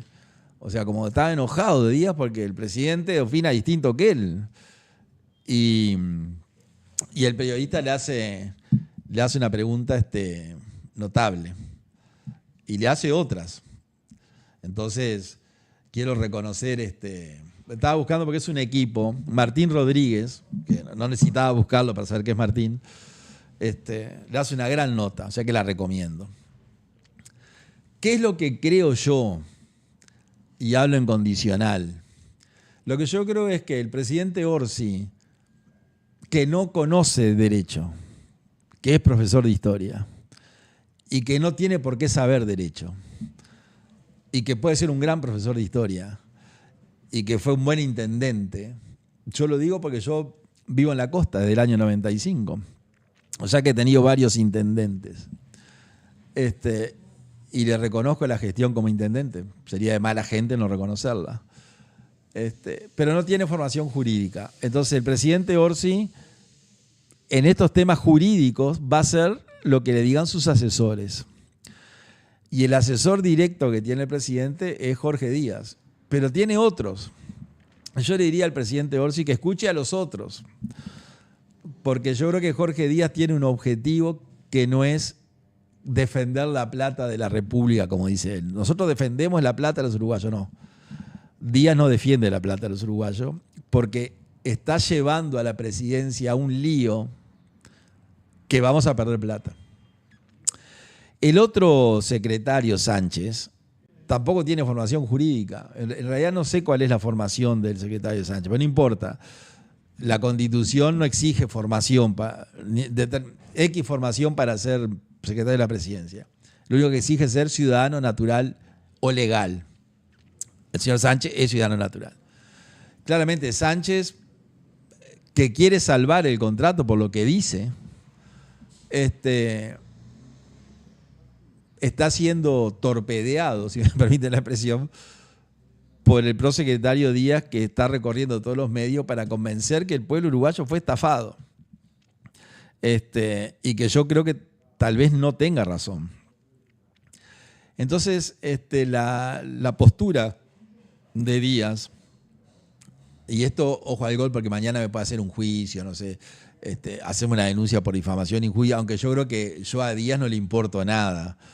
Y me parece bien que yo no le importe a Díaz, porque Díaz es el prosecretario de la presidencia y yo soy Eduardo Luz. O sea, en el cauce de la vida fui apenas una mojarra, como dijo el paisano, que en cada yuyo se agarra para evitar el remolino. Bueno, yo fui apenas una mojarra. Cosa que el doctor Díaz no lo es. Yo creo que el objetivo del doctor Díaz no sé si le importa el contrato y las lanchas y los barcos. El objetivo de él es atacar al Partido Nacional y al gobierno de coalición. Puedo pensar que es eso. ¿Por qué digo esto? Por la actitud que ha tenido Díaz y los delitos que ha denunciado, que yo ya me referí en el programa anterior, pero que los voy a reiterar ahora. Es decir, el doctor Díaz presentó en la Fiscalía una denuncia penal que la tendría preparada desde hace muchos días. Creo, porque presentar una denuncia penal implica un relato de los hechos que motivan la denuncia, relatar los hechos, y presentar prueba de los hechos que relatan. Es decir, uno no puede ir a la Fiscalía General y decir, mire, vengo a denunciar un hurto y no decir nada. El fiscal dice, bueno, ¿y usted en qué se basa para denunciar el hurto? Entonces, para presentar una denuncia penal por defraudación y estafa, como presentó Díaz, que fue él personalmente, y lo presentó en la calle Paysandú, creo que el edificio de la Fiscalía General, no fue ni a las oficinas de Fiscalía. claramente rodeado de todo un equipo de prensa, tuvo una movida. Entraron tipo mosquetero, los tres, eran los dos mosqueteros, porque fue Sánchez y Díaz. Para decir que se viene a denunciar una estafa, que él ya la da por hecho, él asegura que hubo estafa. Y Sánchez también dice, no, acá hubo una estafa, que caigan los responsables. Tiene que presentar prueba documental, prueba por oficio. La prueba por oficio es cuando se le pide a alguien externo a la oficina de presidencia que mande información. Prueba testimonial, tiene que ofrecer testigos. Prueba pericial, tiene que ofrecer peritos. Y tiene que ofrecer tanta cantidad de prueba para que el fiscal estudie el expediente, para el cual tiene 2 años para estudiarlo. Y si el fiscal Machado, que es el que se encarga del tema, el doctor Machado, bueno, Díaz lo convence, eran compañeros de trabajo, ¿no? Díaz y Machado. Díaz fue jefe de Machado. O sea, entre comillas son amigos. Es un hecho de la realidad. Si lo convence de que hay, Machado va a empezar a citar gente. ¿Y a quién va a citar el fiscal Machado? A mí no me va a citar, que no tengo nada que ver. Va a citar a todos los funcionarios públicos o a los funcionarios públicos que intervinieron en la redacción y el otorgamiento del contrato.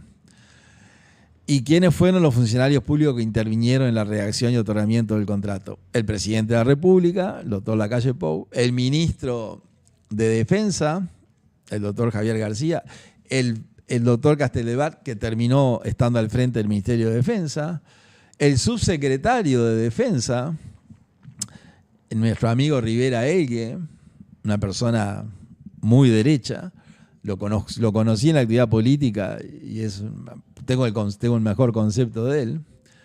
El director general de Secretaría del Ministerio de Defensa, el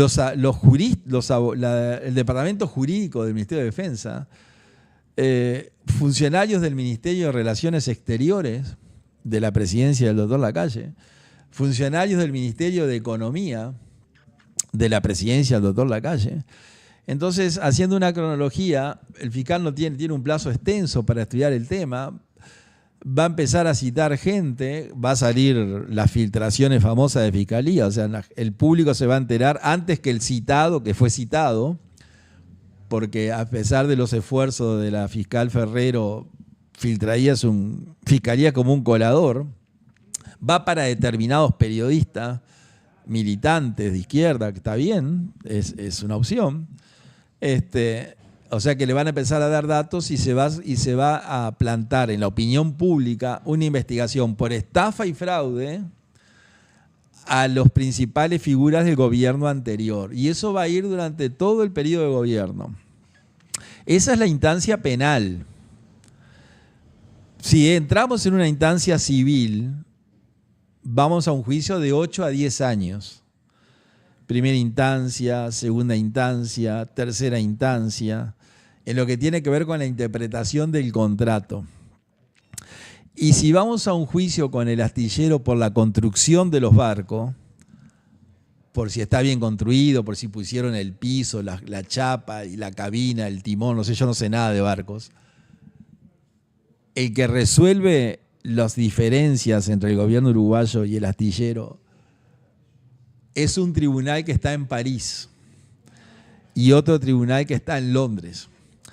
Entonces, si el tribunal de Londres, según el contrato que tengo acá, y que ahora vamos a leer, porque acá hay que leer, si el tribunal de Londres no quiere participar, no quiere resolver el conflicto, que puede no querer, o sea, lo nombran al tribunal de Londres, lo nombran árbitro en temas de la construcción del barco.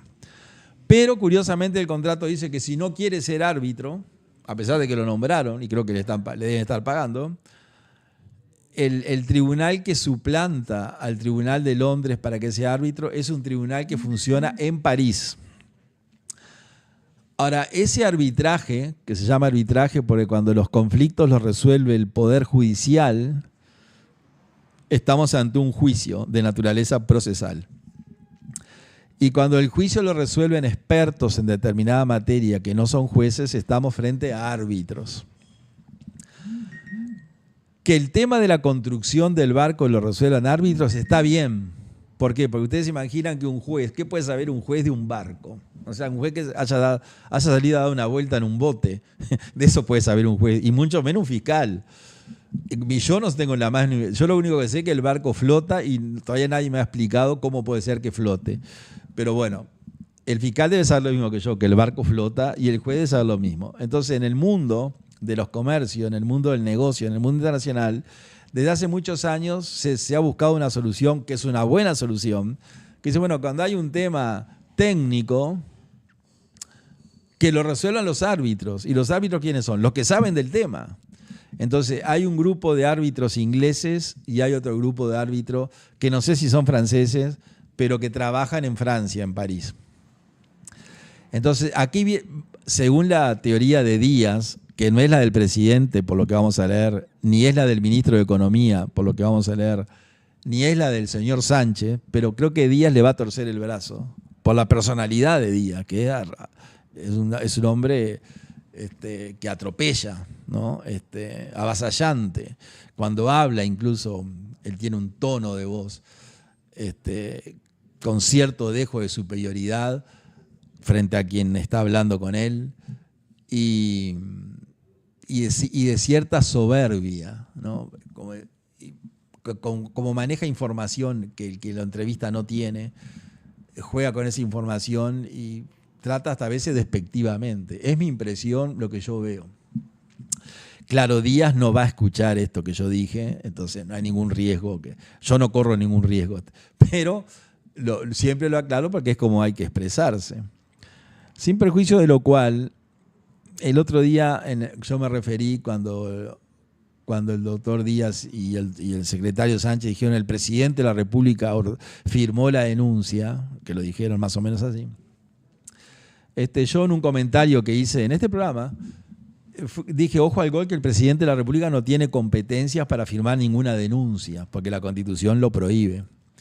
El que tiene competencia para firmar la denuncia es el Poder Ejecutivo, que es el presidente y la ministra de Defensa. La que no quiere ir al Parlamento a dar explicaciones, según en un hecho histórico, la citaron para que explicara en qué estaba la cosa y dijo que no iba. No tiene antecedentes en la historia del Poder Legislativo que un ministro se niegue. La ministra Lasso dice que se negó porque va a ir el mes que viene a una instancia parlamentaria de un llamado a sala, entonces ese día que vaya va a contestar, pero que no iba a ir ahora porque como va a contestar después, ¿para qué va a ir ahora? Yo creo que no fue ahora porque no tiene información que dar para enfrentar al Parlamento y bueno, como tiene muchos días para prepararse, va a ir dentro de un mes. Eso es lo que yo creo. Pero lo cierto es que no fue, una cosa rarísima. Y yo diría, no digo que sea ilegal, pero no hay precedente. Entonces, volviendo al anterior, yo hice ese comentario que el presidente no podía y luego en una nota periodística que me llegó, le preguntan al prosecretario, el presidente firmó, y él dice, ojo, quiero hacer una aclaración, dice, la denuncia la firmó el Poder Ejecutivo. No digo, claro, que lo haya dicho por lo que yo dije. Creo que el doctor Díaz se dio cuenta que porque tiene formación jurídica él, que había cometido un error cuando dijo el presidente y luego lo rectificó, que está bien. Es decir, que el objetivo que creo yo persigue el doctor Díaz, hablo en condicional, es tener de aquí al fin del periodo de gobierno, de este gobierno que según las encuestas el 26% dice que es bueno, o sea que el 74% dice que es malo, no dice nada, ¿no? Y hace 9 meses que está en el gobierno, que lo votó el 50% del cuerpo electoral y hoy el 26% del cuerpo electoral dice que están haciendo una buena gestión, que en toda la historia de las encuestas no hay ninguna encuesta que a los pocos meses de estar en el ejercicio un gobierno sea juzgado tan negativamente, pero bueno, son datos de la realidad. Lo que quieren mantener es inundar los canales de televisión y los programas de opinión, los programas de la tarde, los programas de la mañana, los programas de la noche, de los canales de televisión que están alineados al Frente Amplio, porque si no pierden publicidad y pierden una cantidad de beneficios, porque los empresarios de televisión son empresarios y lo que le importa a ellos es el lucro y está bien, esas son las reglas de juego. siempre se van a llevar bien con el gobierno que esté. Mantener este tema vivo. Entonces, cuando lleguen las próximas elecciones, el tema no va a estar resuelto. Si triunfa la postura de Díaz, que yo espero que no triunfe. Que triunfe la postura del presidente de la República y de Sánchez. Son 2 contra 1, pero claro, la personalidad del uno es tan fuerte y está haciendo movimientos tan rápido. Recuerden que Díaz fue a Inglaterra hace un tiempo atrás. Fue con Negro. Dicen que fueron a ver cómo funcionaba el Ministerio de Justicia. Pero Díaz también dice que contrató estudios en Inglaterra, que tiene estudios jurídicos que están trabajando para la presidencia. De pronto ya ese viaje a Inglaterra con el ministro Negro ya fue preparando esto, porque esto claramente no se resolvió un martes. No, el martes se enteraron que no tenía garantía y el miércoles resolvieron, no, esto no se resuelve así. Esto se resuelve con mucha anticipación porque es la medida más importante que tomó el gobierno desde que asumió. Entonces yo creo que es por eso. Y ahora, antes que lleguemos a las 12 de la noche, voy a decir por qué creo. Es más, lo voy a decir ahora para no salirme del tema. ¿Qué es lo que voy a decir? Ya lo dije, pero está bueno que se repita. Y después vamos al contrato, que lo tengo acá, y tenemos 25 minutos para analizar aspectos del contrato. ¿Qué denuncias presentó la presidencia de la República en la figura del prosecretario Díaz? Y Sánchez, creo que fueron los dos. Y ahora vamos a leer lo que dice búsqueda de la interna que tiene. Dice libro 2 de Leyendo el Código Penal, título 4, Delitos contra la Administración Pública, capítulo 2. Abuso de autoridad y violación de los deberes inherentes a la función pública. Ese es el título del Código Penal, que el Código Penal lo redactó Irureta Goyena, el doctor Irureta Goyena, en el año 1934. O sea que tiene casi 100 años. Pero ya Irureta Goyena incorporó estos, y después tuvo algunas modificaciones de delitos nuevos. Entonces, el presunto delito que la administración del doctor Lacalle Pou cometió y que Díaz denuncia es fraude. Dice, presentamos una denuncia de fraude. Entonces lo que hay que hacer, hay que ir al texto. ¿Qué es fraude? Porque yo creo que la mayoría de la gente no tiene ni idea de lo que es fraude. Hay un contenido popular de la palabra fraude. No, esto es un fraude. El juez del tal partido fue un fraude. Pero hay que ir al contenido legal. Y el Código Penal en el artículo 160 dice, fraude. El funcionario público que directa o por intermedio de una persona, o sea, que directamente él o por intermedio de un tercero, procediendo con engaño en los actos o contratos en que debe intervenir por razón de su cargo, dañar en la administración en beneficio propio o ajeno, será castigado, bueno, con la pena que le pone el Código Penal. Ese es el delito de fraude que dice el Código Penal. Entonces pongámosle nombre y apellido al artículo y busquemos solamente 2 nombres. Acá van a desfilar decenas de funcionarios públicos vinculados al gobierno de coalición, especialmente al Partido Nacional, y la prensa va a estar todo el tiempo. Vamos a llegar al 2029 y el presidente Lacalle Pou, el expresidente que según aparece como el candidato ideal para ganar las elecciones del 29, va a aparecer envuelto en todo esto en una maniobra pensada 5 años antes por el doctor Díaz, según mi interpretación, que puedo estar equivocado y al cual no estoy acusando porque hablo en condicional. Yo creo que podría ser esa la intención de Díaz. Un tiro por elevación a largo plazo para que el mes de las elecciones, el doctor Lacalle Pou ande declarando en un juzgado o en la fiscalía, porque como el fiscal tiene 2 años para empezar el caso, vos lo puede demorar, un caso tan complejo, y lo empiezo en el 28 o en el 27, y cito a fulano, cito al portero, cito al capitán de navío que fue a España a ver el barco, cito a uno, cito a otro, y bueno, y cuando falten 2 meses para las elecciones, cito al presidente Lacalle y cito a García. Y el cuerpo electoral va a estar bombardeado por las noticias de la corrupción. Si gana la tesis que yo creo es la del doctor Díaz, creo, no lo puedo asegurar.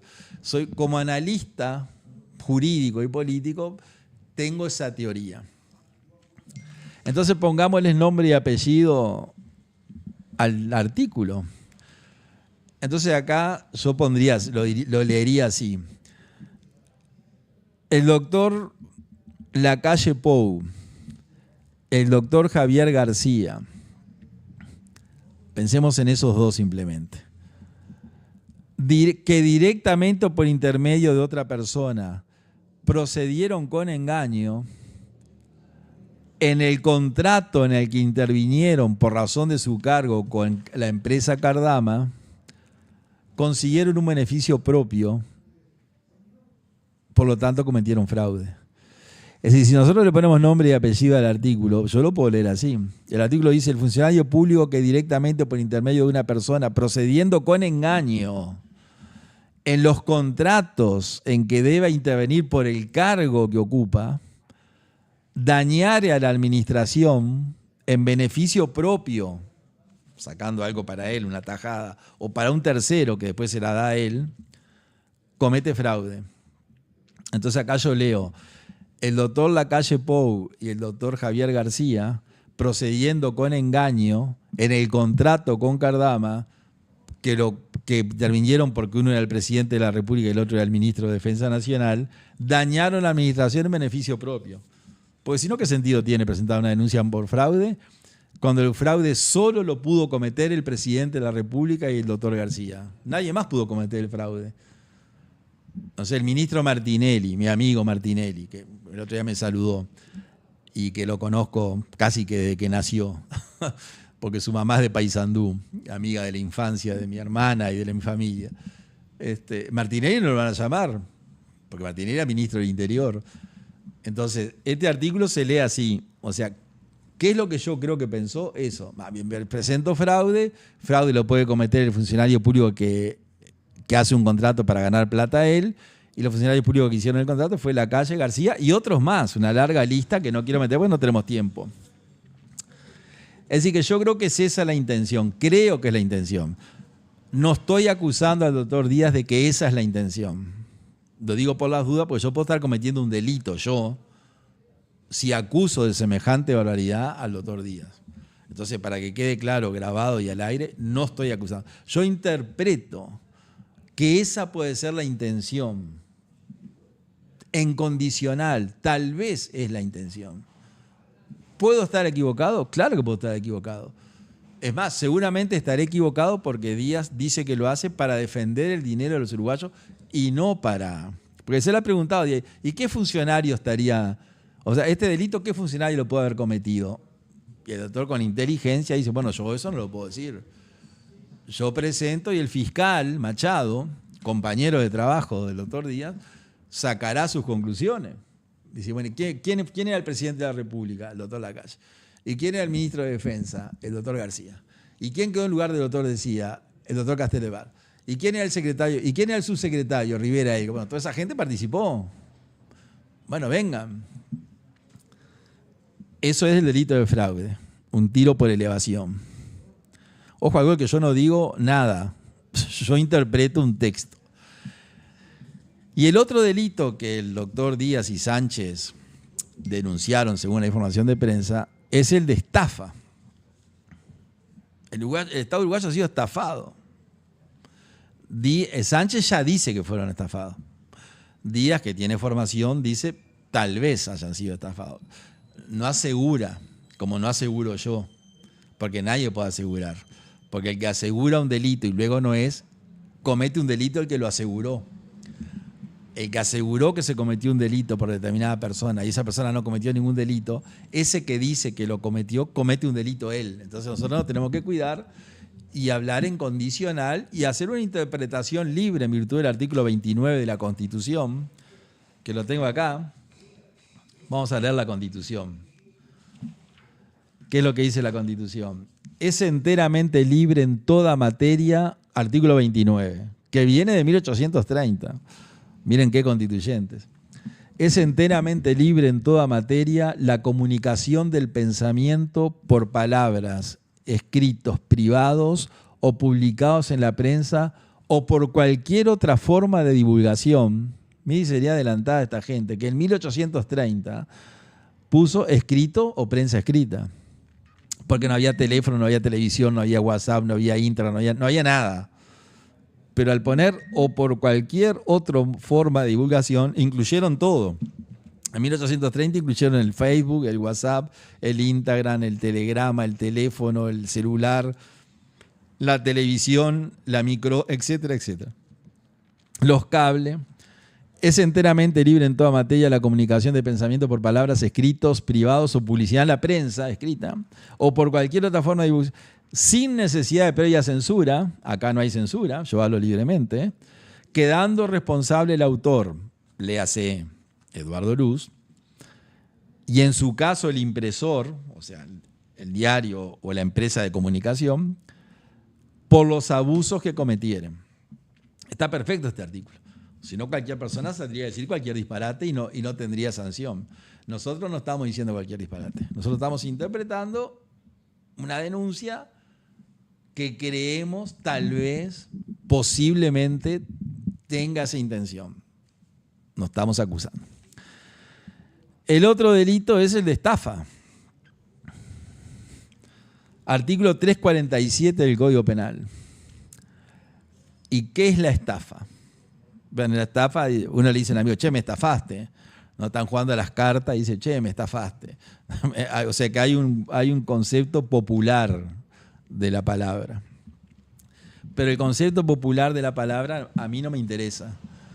A mí me interesa el concepto jurídico de la palabra. Y el concepto jurídico dice que comete estafa. Miren qué redacción. Irureta Goyena. No me pongo de pie porque no puedo. El que con estratagemas o engaños artificiosos, el que con estratagemas, la palabra estratagema es armar una maniobra para confundir a una persona y hacerle ver algo que no es. Es una estratagema, es una estrategia. O engaños artificiosos, indujere en error a una persona. Esto es muy importante. Para procurarse a sí mismo o a un tercero un provecho injusto en daño del otro, será castigado con prisión, etcétera, etcétera. Es decir, que el delito de estafa es la que comete un particular cuando estafa a otro particular, cuando engaña a un particular y ese particular sale perjudicado económicamente de esa relación y el que lo estafó sale beneficiado. Por ejemplo, una persona le dice, mira, acá tengo un cuadro de Torres García, te lo vendo en X cantidad de dinero. Y la persona le paga el dinero y cuando va a un experto dice, no, esto es una falsificación, no es un cuadro de Torres García, es una copia. Entonces la persona que le dijo que era un cuadro de Torres García lo engañó y consiguió un provecho económico que el otro le pagó creyendo, o sea, lo estafó. Eso es una estafa. Ahora, este delito aplica entre particulares, entre personas físicas, no entre personas jurídicas. No se lo puede estafar al gobierno de la República. No se puede estafar a UTE. Acá lo que dice es el que como engaño indujere en error a alguna persona. Entonces, lo que es la estafa en el ámbito de la gente es el fraude en el ámbito privado, en el ámbito público. Pero el fraude lo puede cometer solamente un funcionario público que sí le cause un daño al Estado. Entonces, estos son los delitos que presentó. Ahora vamos a ver la crónica de búsqueda, que está muy interesante, y vamos a ver algo del contrato. Nos quedan 20 minutos. Voy a leer búsqueda del 30 de octubre, o sea, de ayer. Dice, el presidente Yamandu Orsi anunció el miércoles 22 que decidió iniciar acciones para rescindir el contrato con la empresa Cardama por la compra de 2 patrullas oceánicas por $92 millones. Yamandu. Además informó que había resuelto presentar una denuncia civil y penal porque hay fuertes indicios de que se estaría ante una estafa o fraude al Estado uruguayo. 2 días después que el jerarcas de la presidencia, Sánchez y Díaz, presentaron la denuncia penal. Eso fue lo que pasó. Y sigue la crónica. El asunto provocó un choque al más alto nivel y un cruce de declaraciones entre el presidente Orsi y el expresidente de la calle Pou. Posteriormente, el gobierno matizó sus afirmaciones. El secretario de la presidencia, Alejandro Sánchez, dijo el lunes 27 en rueda de prensa que en el contrato está establecida la posibilidad de una mediación, que es la que se va a utilizar porque el Estado uruguayo respeta al Estado de Derecho. Miren lo que dice Sánchez. Está muy bien lo que dice Sánchez. Él dice, el contrato prevé la mediación. Y bueno, vamos por la mediación. Pero Díaz dice no. A Díaz le dice, usted va, no, yo no voy a la mediación, dice Díaz. Entonces hay una pulseada entre el secretario y el prosecretario. De un lado el presidente y el secretario, y del otro lado, desde el punto de vista orgánico, el más débil. El prosecretario es menos jerarca que el secretario y mucho menos que el presidente. Pero tiene una estrategia y un poder de convicción que puede suceder que el débil derrote al fuerte o convenza. El martes 28 de octubre, antes de ayer, el ministro de Economía y Finanzas, economista Gabriel Odone, declaró en M24 que si la garantía no tiene sustancia y es sustituida por otra, entiende que el contrato continúa, porque en principio está vigente el contrato. Y tiene razón Odone. Escuchá, si presentaste una garantía que es trucha, bueno, presentá otra garantía, porque lo que acá no están considerando es que el armador, el señor Cardama, haya sido él el estafado. Él dice, mire, vengo a contratar una garantía, una empresa que otorga garantía y la empresa es trucha. O sea que existe una altísima posibilidad, porque ya lo dijo, el que estafado fui yo, no el Estado uruguayo. Porque yo he hecho todo. Voy a hacer un paréntesis acá por las dudas. Yo no tengo nada que ver con Cardama. Me da lo mismo Cardama o no Cardama. Yo no lo conozco a Cardama, no tengo relación con Cardama, no ejerzo la abogacía, estoy en trámite de jubilación. Nunca me llamó nadie para decirme, mire, lo vamos a contratar como abogado uruguayo. Nunca me llamaron. Si me llaman, claramente voy a decir que no. No me van a llamar porque no tengo virtudes para tomar un juicio de este nivel. O sea que a mí Cardama no me importa nada. Si le va bien, si le va mal, si tiene 150 años de vida, el astillero, si es el negocio más grande, el contrato más grande en su historia, todo lo que a mí no me interesa. Yo analizo el Uruguay y trato de ser objetivo. Y mi objetividad está en que yo leo. Yo no digo el contrato dice, yo leo el contrato. Y como ustedes tienen comprensión lectora, entienden. Sigo con la crónica. ¿Qué dijo Odone? Hay que poner otra garantía y seguir adelante. Si los barcos ya están siendo construidos. Si ya pagamos $30 millones y pagaron ellos.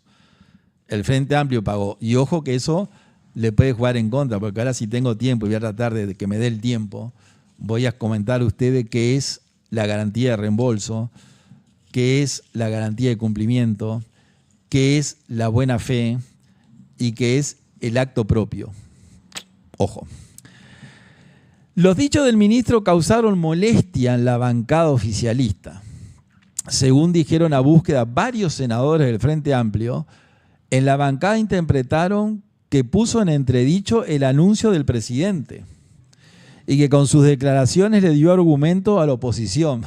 O sea, a la bancada del Frente Amplio no le interesa si Uruguay pierde, gana, si tiene los barcos, si no tiene los barcos, si lo estafaron, si no lo estafaron. A la bancada del Frente Amplio le interesa que la oposición no tenga razón. Una cosa increíble, ¿no? Mire si pensará en los intereses de Uruguay. También ese día, el martes 28, Orsi dijo a la prensa que el contrato, que es confidencial, está por todos lados el contrato. Quiero decir que el contrato tiene dos partes. Tiene esto, que tengo yo acá, que es el contrato de construcción y venta de buques OPB entre el Ministerio de Defensa Nacional y Francisco Cardama, original, esto es una fotocopia. Tiene esto, y después tiene unos anexos que no se hicieron públicos, y está bien que no se hagan, que habla del armamento, qué armas va a tener, qué cañones, qué ametralladoras, cómo va a ser el helicóptero que va a estar en el barco. O sea, que habla de temas de guerra. Y eso está en un anexo que no es público, que es secreto y que está bien que sea secreto. Porque el Uruguay no va a revelar el armamento que tiene para combatir a los narcos, entre otras cosas, y para proteger las aguas territoriales, y para proteger la pesca, y para proteger la riqueza, y proteger el eventual petróleo que hay abajo, que el Parlamento uruguayo en el 2014 votó una ley diciendo que hay que comprar buques. En el 2014. No se compraban hasta el 2023, pero la ley está vigente. O sea que el Parlamento ordenó comprar buques y hay que comprarlo. El que lo puso en marcha fue este gobierno que pasó. Y el que lo quiere bajar es este gobierno que está ahora. En beneficio de los narcos, en beneficio de los que nos vienen a robar la pesca, en beneficio de los que nos vienen a explorar nuestras aguas territoriales, porque si no hay quien los cuide, ustedes saben que el mundo en ese ambiente son todos piratas, vienen a saquear, a robar. Si la tesis del doctor Díaz prospera, que espero que no, si le dobla el brazo al presidente y al secretario, va a dejar sin quererlo, no digo que el doctor Díaz quiera eso, el campo libre para que esa gente siga haciendo lo que está haciendo. El día martes 28, Orsi dijo a la prensa que el contrato es confidencial y establece la posibilidad de mediación, aunque también la rescisión. Consultado sobre el planteo del ministro Odone al presidente de la República, el presidente dice que respondió que si se consiguen otras garantías veremos, acotó que es obvio. El presidente de la República es obvio, dice, que no se puede seguir el vínculo con una empresa si no tiene garantía. Y tiene razón el presidente. Pero dice, lo que dijo el ministro Odone es obvio. Si la empresa no tiene garantías, no podemos seguir el contrato. A contrario sensu, ¿cuál es lo que nosotros interpretamos? Si la empresa tiene garantías, hay que seguir el contrato. Eso es lo que dice el presidente de la República, que no es lo que dice Díaz. Díaz, el doctor Jorge Díaz, el lunes 27 de octubre, en el programa Fácil Desviarse de Radio del Sol, dijo que la voluntad del gobierno es rescindir el contrato con Cardama.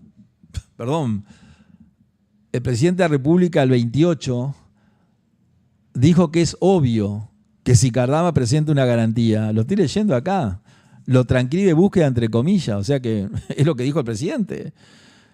El día 28, Orsi dijo a la prensa que el contrato es confidencial, pero que establece la posibilidad de mediación. Cuando le dicen, pero mira, el ministro de Economía dice que si consigue otra garantía, el contrato sigue. Y el presidente dice, pero dice, es obvio, una palabra muy usada últimamente. Obvio, veremos, dijo. No se puede seguir el vínculo contractual con una empresa si no tiene garantía. Por lo tanto, si tiene garantía hay que seguir. Pero Díaz, el lunes 27... el día antes del 28, dice, la voluntad del gobierno es rescindir el contrato, cosa que no es así, porque él lo dijo el 27 y el presidente lo dijo el 28, que no es rescindir, que una de las opciones es rescindir, la otra es cambiar la garantía. Y el secretario Sánchez, el 27, dijo, en el contrato está establecida una mediación, vamos a ir a la mediación. Y el economista Odone, el día 28, dijo que consigan otra garantía. Si no tiene sustancia y es sustituida por otra, el contrato continúa, está vigente, no se rescindió. Ustedes se dan cuenta de que Odone, Sánchez y Orsi quieren seguir. Y Díaz quiere no seguir. ¿Por qué? Porque si no se le cae la denuncia penal. Y la denuncia penal está armada para que 3 meses antes de las elecciones el Partido Nacional desfile en la Fiscalía con el fiscal Machado. Creo que es esa la estrategia. La voluntad del gobierno es rescindir el contrato, dijo. 2 días después explicó Díaz en la Diaria Radio que la mediación prevista se refiere a aspectos técnicos.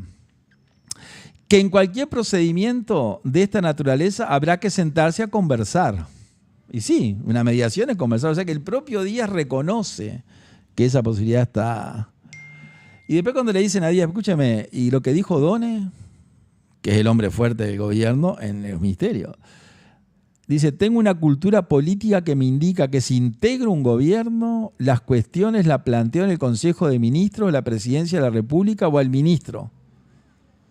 O sea, lo que está diciendo Díaz acá es, O'Donnell no puede hablar. O'Donnell, si quiere decir que hay que sustituir la garantía, tiene que ir al presidente de la República a decirle, no puede decirlo en la prensa. Él puede decir cualquier cosa, pero O'Donnell no, porque lo dice directamente.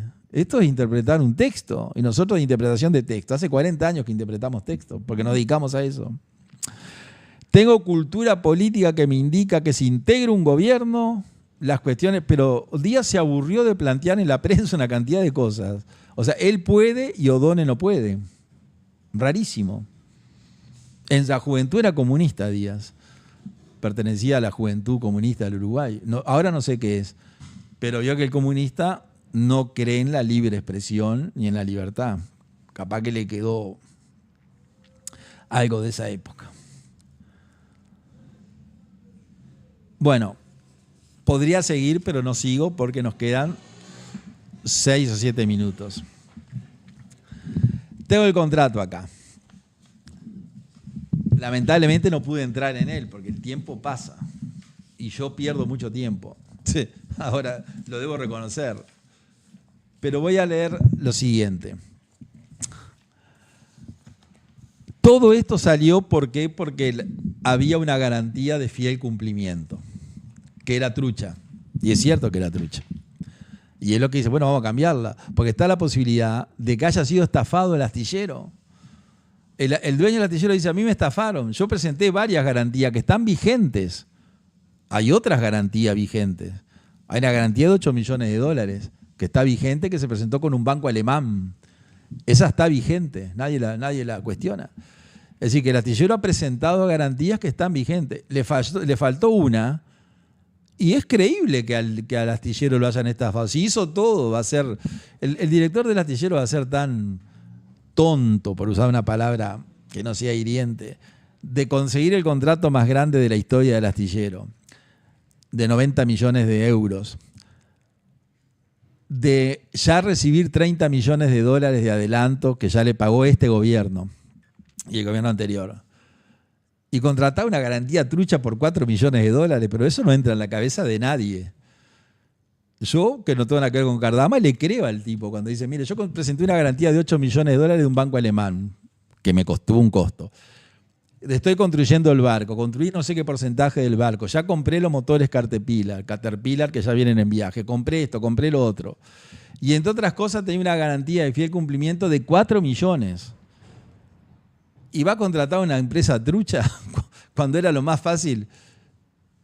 No sé, no tiene sentido que haya hecho eso. Entonces cuando dice, mira, a mí me estafaron también, porque yo ahora me entero que es trucha porque usted la fue a cobrar y no le pagaron. Pero a mí me cobró esa empresa.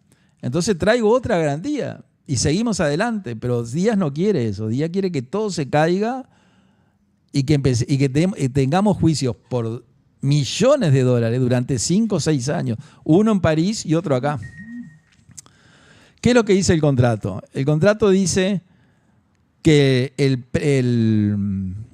precio fijado se hará efectivo por el comprador del constructor en el plazo que se indica a continuación. Y dice que el contrato se perfecciona, o sea, el contrato entra a regir cuando el constructor presente una serie de documentos. Entre esos documentos, la constitución de la garantía de reembolso, que no es la garantía de fiel cumplimiento, es una garantía de reembolso que la presentó, y otra garantía de fiel cumplimiento que está en el artículo 27. Y el artículo dice, el constructor constituirá a favor del comprador una garantía de reembolso mediante un depósito en efectivo o en valores públicos, fianza o aval bancario, a efecto de garantizar el reembolso del importe total, bueno, si él no cumpliera el contrato. Garantía de reembolso, o sea que si él no cumple tiene que devolver. Y para eso tiene un plazo de 45 días que se venció, pero el gobierno uruguayo le otorgó prórroga. ¿Por qué? Actuando de buena fe. Entonces, si el gobierno uruguayo otorga prórroga, el plazo se prorroga automáticamente porque las partes llegaron a un acuerdo. Y luego el artículo 27 dice, el constructor constituirá a favor del comprador, dentro de los 45 días siguientes a la firma del contrato, una garantía de fiel cumplimiento del contrato mediante una garantía bancaria, etc. La garantía de fiel cumplimiento del contrato es la que la presidencia quiso cobrar porque había una diferencia de plazos y se encontraron que no existía, que era truchi, que es cierto. El artículo 36, miren lo que dice. Este contrato entrará en vigor en la fecha... el contrato empieza a regir cuando se cumplan las siguientes condiciones. El presente contrato se llama por el comprador y por el constructor. Cuando el constructor reciba la primera parte del precio acordado y cuando el constructor presente la garantía de reembolso detallada en el artículo 11 y la garantía de fiel cumplimiento del artículo 27. Cuando eso suceda, el contrato va a empezar a regir. Como el astillero demoró 11 meses en constituir las garantías para los cuales tenía 45 días, pero el gobierno uruguayo le prorrogó el plazo, le dio plazo, y está bien que le haya dado plazo. Cuando constituyó esas garantías, ahí empezó a regir el contrato y ahí empezaron a regir los plazos. Antes no había plazo. Por lo tanto, si consiguió una garantía trucha, bueno, la tiene que cambiar. Nos estamos por ir, pero acá yo tengo el concepto de que recorre por encima todo el contrato, que es la buena fe. Todos los contratos se rigen por la buena fe. ¿Qué es la buena fe? Leo. La buena fe es un principio general que exige que las personas actúen con honestidad, lealtad y corrección en las relaciones contractuales. Se manifiesta como una creencia correcta en la validez de un derecho o acto y como un estándar de conducta leal y diligente en el cumplimiento de las obligaciones. Esa es la función de la buena fe. Entonces, ¿a usted le parece, y esto es una interpretación y nos vamos, que el dueño de Cardama, que yo no conozco ni tengo nada que ver, después de conseguir un contrato de 90 millones de euros, de conseguir una garantía con un banco alemán de 8 millones de dólares, de tener la garantía de reembolso en orden, de empezar a construir el barco, de invitar a los uruguayos que fueran a ver el barco, de tener militares que están mirando cómo está construyendo el barco, contrata una garantía trucha de 4 millones de dólares cuando tiene un negocio de 90? Eso no se lo cree nadie. Yo le creo que un tipo que tiene, un astillero que tiene no sé cuántos años de historia. Sentido común, señores, sentido común. Bueno, se nos terminó el programa. Iba a leer otras cláusulas del contrato, pero se me fue el tiempo. Lo lamento. Lo medular lo dije. Y lo leeremos el próximo viernes, porque esto va a seguir. Muchas gracias, Javier, por acompañarnos, nuestro operador, que es el que nos saca en vivo y en directo. Mi hija Julieta, que es la productora, que hoy no vino, también le mando un beso. Y bueno, ya a mi hija Sofía y a mi hijo Federico también le mando un beso. Y muchas gracias a ustedes por habernos acompañado un viernes más. Y vamos a ver si tiene recepción este programa. Del viernes pasado llegamos a 24.000 visitas. Bueno, no pretendemos llegar a tanto, pero si seguimos en algunos miles, seguimos. Muchas gracias y voy a contestar todos los mensajes que me han enviado, uno por uno. Gracias. Quieren seguir manejando los fiscales como políticos. Que provoca un desequilibrio en la economía. Porque es una ley inconstitucional.